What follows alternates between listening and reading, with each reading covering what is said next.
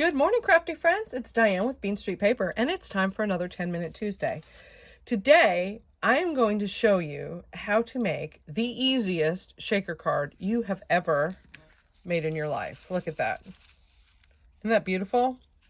We'll get to that in just a second. I know I said I was going to draw for the kits for the last 2 weeks. So for the origami Christmas tree, Nancy Walzer, you are the winner of the kit for that. And for last week's easel card, Maria, I hope I'm going to say this right. I'm sorry if I butcher it. Serpa Gavin, you are the winner of the kit. So please message me your addresses so I can get your kits out to you in the mail. And you guys can get to making your cards. So, shaker cards are a bit testy for me, but I had absolutely no problems with this, and this is what the inside looks like. It was super easy, and I'm gonna pass this tip and trick on to you.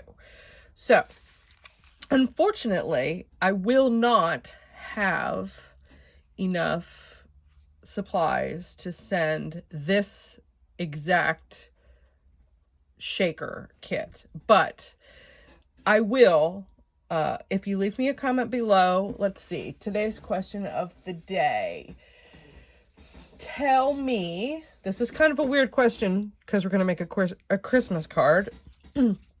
Tell me what your favorite thing to eat at Thanksgiving dinner is, and I will send you a shaker card kit, but it won't be the deer, because I'm going to show you how to make it with what I have left. So, you are going to need, you guys, this is so easy. You're going to love this. I know you're thinking, in 10 minutes, how can I do it? You're going to need a card base. You're going to need to go through all your paper stacks. This is the one I used. It is, gosh, I don't know. I think it was a hot buy from 2 years ago at Michael's. White Christmas. And I just used one of those papers that had the corner picture. And it was two beautiful deer. That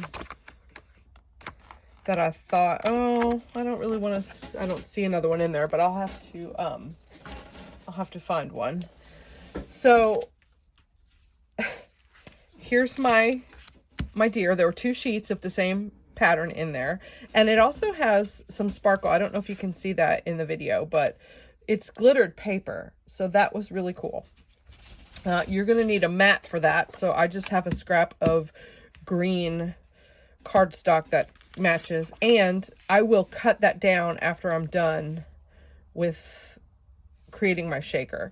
And you'll need some sequins, and I have a little strip again that I put inside, and a stamp to stamp a sentiment inside, and I have some sequins to do. The most important piece that you need is, ta-da, a cello bag. I package my cards in cello bags, and this bag is 5 inches wide, and then as tall as I cut the deer, I'll cut it short. But what I did was I cut my my corner piece, and I cut it to 5 inches wide, and then I just trimmed until it fit in the bag snugly. And then I'm going to show you how to make that work. So here we go. You're going to take your deer, and you're also going to want some embossing buddy, because you want your shaker, your sequins to shake. So I just, you won't even be able to tell when you get it in the bag. Tapped the front of my deer with my embossing buddy, and I'm going to slide him in the bag. Just like so. This is so easy. I did trim him tightly because I didn't want anything to get stuck, any sequins to get stuck at the sides of the bag. So I'm going to have to kind of finagle him in there. That's the hardest part of the whole thing. Now, that's what you have so far. Now, I'm going to take my sequins, and just pour some in the bag.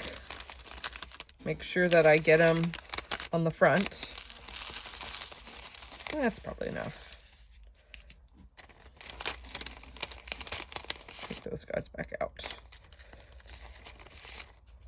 Okay.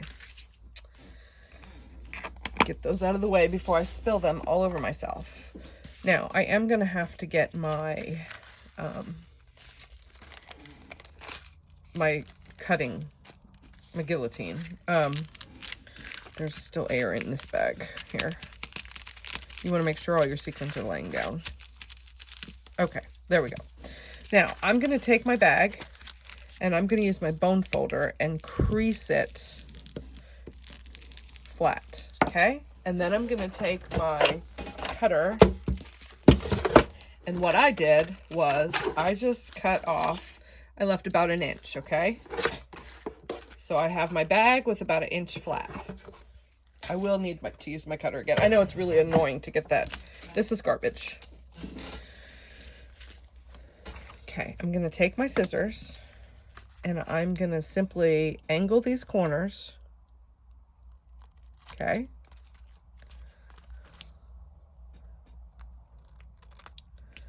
Just like that. And then you are going to need dry adhesive, an ATG gun, red tape, the white tape, whatever. And I just put that on the back and fold it over the first flap, right? Because now you have two, because it's a bag, right? So you're going to fold over the first flap, press that down.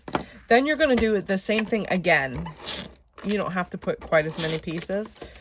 And then you're going to fold over the second flap and press that down. Okay. All right. Then I have my mat, and what I'm going to do, like I said, I'm going to fit this on here and then trim around it. I think I'll give this one just a scooch of a bigger border. But again, I'm going to use dry adhesive for this. I didn't have any red tape. I feel like the red tape would work a whole lot better. I didn't have any, so I'm kind of stuck using this ATG gun. I'm going to really do it up good so that because, you know, you're doing it on a cello bag, so you want to make sure it sticks. And then I'm just going to fit him on the mat. Okay.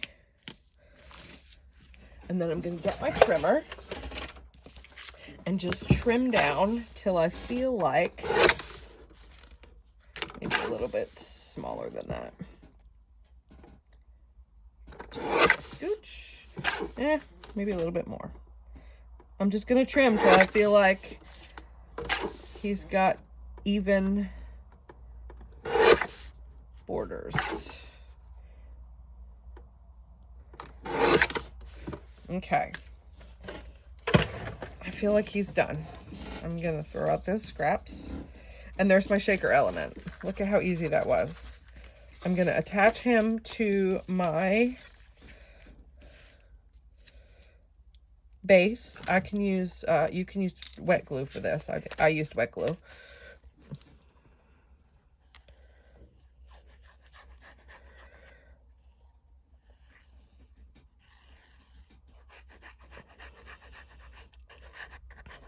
Now, the good thing about this is you haven't added a bunch of dimension to your card by using the bag. So you haven't used any foam tape or anything. So it's not going to take extra postage. It's just going to take the regular amount of postage. Okay. Then I'm going to put my strip on the inside.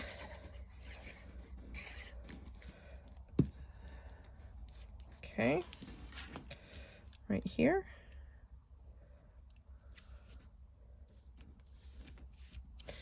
And I'm going to take my sentiment. I'm going to use the same one. It is, ooh, I don't know what I did with that stamp set. Here it is. Christmas to remember. May this be a Christmas to remember and cherish. And my green archival ink, library green. I'm just gonna ink my stamp up, center it down,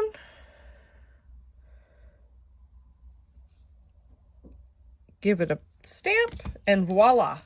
That, my friends, is the quickest shaker card you have ever wanted to create in your life. So I hope you enjoy this technique and use it a ton.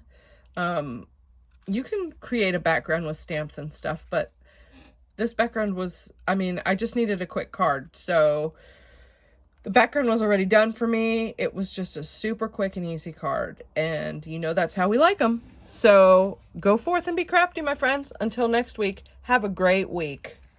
Bye for now.